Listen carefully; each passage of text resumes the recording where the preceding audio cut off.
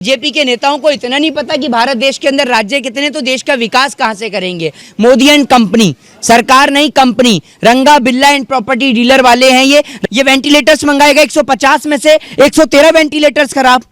कौन सी कंपनी से मंगाएगा वेंटिलेटर्स? एक ने मांगी माफी तो वो हो गया वीर, और एक ने उठाई सलवार तो वो हो गया अमीर। समझे किसकी बात कर रहा हूं मैं? मोदी जी सन्यासी, ठीक है, योगी आदित्यनाथ सन्यासी और बिजनेसमैन रामदेव सन्यासी। ये कह रहे हैं ना अंधभक्त कि अगर मैंने पतंजलि की गोनाइल नहीं ली तो आज ही मेरा हिंदू धर्म खत्म। ऐसे डराते हैं लोगों को। ये वही पीएम केयर फंड है जिसमें एक छोटी सी बच्ची ने अपनी गुल्लक फोड़ के पैसा पीएम केयर फंड में दिया था, और अंतिम बार उस बच्ची को जो है वो ऑक्सीजन भी नहीं मिल पाई।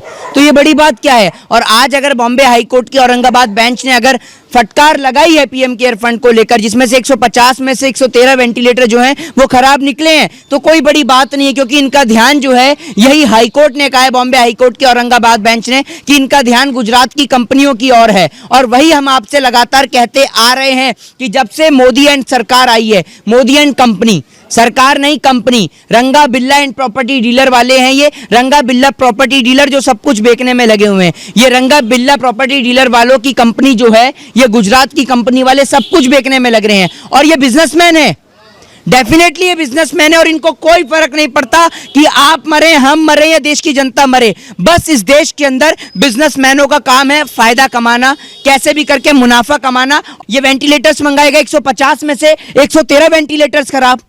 कौन सी कंपनी से मंगाएगा वेंटिलेटर्स? बताइए ना आप। पीएम केयर फंड से पैसे से मंगाए गए थे ये, और ये पीएम केयर फंड वो केयर फंड है जिसमें देश की जनता ने अपना एक एक रुपया दिया था। और आप देख लीजिए पीएम केयर फंड का कैसे इस्तेमाल हो रहा है।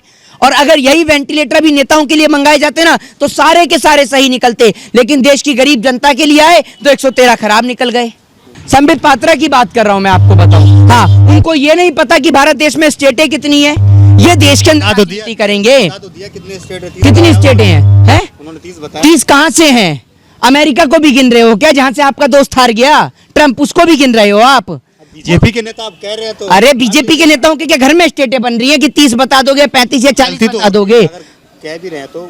अरे तो गलती होती है। एक बात बताइए, वैसे आप अपने आप को डॉक्टर बताते हैं, आप मुझे स्टेट पूछिए, मैं बताऊंगा आपको कैपिटल। वो तो स्टेट्स नहीं बता पाए, आप स्टेट्स पूछिए, मैं स्टेट्स की कैपिटल्स भी बता दूंगा आपको। बीजेपी के नेताओं को इतना नहीं पता कि भारत देश के अंदर राज्य कितने, तो देश का विकास कहां से करेंगे। अगर आप देखें कि भारत के अंदर 28 राज्य और 8 केंद्र शासित प्रदेश थे, लेकिन 5 अगस्त 2019 से पहले 29 राज्य और 7 केंद्र शासित प्रदेश थे। हालांकि जम्मू कश्मीर से धारा 370 हट जाने के बाद इसे 2 केंद्र शासित प्रदेशों में बांट दिया गया है, और उसके बाद ये 28 हो गए थे। कुल केंद्र शासित प्रदेश 9 हो गए थे। उसके बाद 26 जनवरी 2020 को 2 अलग अलग केंद्र शासित प्रदेश, दादरा नगर हवेली और दमन और दीव को मिलाकर एक केंद्र शासित प्रदेश बना दिया गया था। तो भारत में अब कुल 28 राज्य और 8 केंद्र शासित प्रदेश हैं। ये भारतीय जनता पार्टी के प्रवक्ता स्पोक पर्सन संबित पात्रा को बता दिया जाना चाहिए, बहुत जरूरी है उन्हें बता। या तो देश के पीएम को महात्मा गांधी जी को उनसे माफी मांगनी होगी कि भैया, या फिर महात्मा गांधी जी को गलत ठहराना होगा, क्योंकि या तो सावरकर वीर हो सकता है या गांधी वीर हो सकता है, दोनों में से एक हो सकता है। अच्छा, दोनों नहीं हो सकते। जानती हैं कि गांधी वीर है, तो फिर सावरकर क्या है?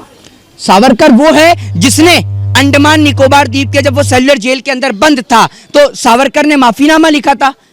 और मैं आपको बता दूं एक बार कि सावरकर ने कितनी बार माफीनामा लिखा, तो वो भी मैं आपको बता दूं कि 11 जुलाई 1911 को सावरकर अंडमान पहुंचे। 19 अगस्त को उन्होंने अपना पहला माफीनामा देश की अंग्रेज ब्रिटिश हुकूमत को लिखा, ठीक है। उसके बाद पहुंचने के पहला माफीनामा लिखा, वहां पहुंचने के 1.5 महीने के अंदर, इसके बाद 9 सालों में उन्होंने 6 बार, 9 सालों के अंतर्गत 6 बार उन्होंने ब्रिटिश हुकूमत को माफीनामा लिखा। तो भैया, ऐसा आदमी वीर कैसे हो सकता है? एक ने मांगी माफी तो वो हो गया वीर, और एक ने उठाई सलवार तो वो हो गया अमीर। समझे किसकी बात कर रहा हूं मैं? बाबा रामदेव की। हाँ, पूरे देश की जनता को योग सिखा के खुद बिजनेसमैन बन गए, और देश की जनता को योग में ही लगा दिया। बेचारी देश की जनता खाने को रोटी नहीं है। तो आप एक बात बताइए, सन्यासी किसको कहते हैं? बताइए किसको कहते हैं सन्यासी? आप बताइए ना। नहीं, आपको पता है? आपने कहा, मैंने नहीं कहा सन्यासी। मैं भी अपनी तरफ से नहीं कह रहा हूँ, जो बीजेपी के समर्थक है वो इस बात को कह रहे हैं कि मोदी जी सन्यासी, ठीक है, योगी आदित्यनाथ सन्यासी और बिजनेसमैन रामदेव सन्यासी। ये कह रहे हैं ना अंधभक्त, उनको बताऊं। सुनिए, सन्यासी वो होते हैं जो सारी मोह माया छोड़कर सिर्फ ईश्वर की ओर ध्यान केंद्रित करते हैं, जो अपना घर परिवार छोड़ देते हैं। सन्यासी आदमी कभी भी घर पे नहीं रहता। आप एक बात बताइए, इतने बड़े बड़े धर्म गुरु हुए हैं, इतने बड़े बड़े प्रकाश पंडित हुए हैं, आपने उनको देखा है आज तक कभी बिजनेस करते हुए? बताइए ना आप मुझे, बताइए। देश के जो बिजनेसमैन है, धोखा दिया जा रहा है। और क्या, पूरे देश की जनता को योग दिखा दिखाकर, योग सिखाकर खुद बिजनेसमैन बन गए और देश की गरीब जनता को योग करा के, और इतना ड्रामा करते हैं। कहते हैं गौ माता के नाम की फुनैल, कि गौ मात्र की फुनैल लीजिए और गौ माता को कत्ल खाने में जाने से बचाइए। ये ऐसे दिखाते हैं एडवर्टाइजमेंट कि अगर मैंने पतंजलि की गौनाइल नहीं ली तो आज ही मेरा हिंदू धर्म खत्म। ऐसे डराते हैं लोगों को कि अगर पतंजलि की गौनाइल नहीं लेंगे तो आज की आज आप हिंदू धर्म नहीं है, आप हिंदू नहीं है। मतलब गौ माता को कत्ल खाने से बचाना है तो गौ माता के नाम की फुनैल लीजिए आप, तो मतलब गौ माता कत्ल खाने से जाने से बच जाएगी। कौन से स्कूल से पढ़ के आए हैं रामदेव, जरा इनसे पूछिए। इनकी डिग्री भी मोदी जी की तरह है क्या, लापता? और इनसे पूछिए कि राजीव दीक्षित की हत्या कैसे हुई, वो बताते नहीं है। ये राजीव दीक्षित के बारे में तो बताइए आप थोड़ा सा। इनके ऊपर कानूनन कार्रवाई होनी चाहिए, और इनके जितने भी बड़े बड़े आका हैं ना, जो इनको संरक्षण दे रहे हैं, जो इनको बचाने में लगे हुए हैं, तो ऐसे लोगों के खिलाफ मुकदमा होना चाहिए और इसमें पूरा देश इनके साथ खड़ा है।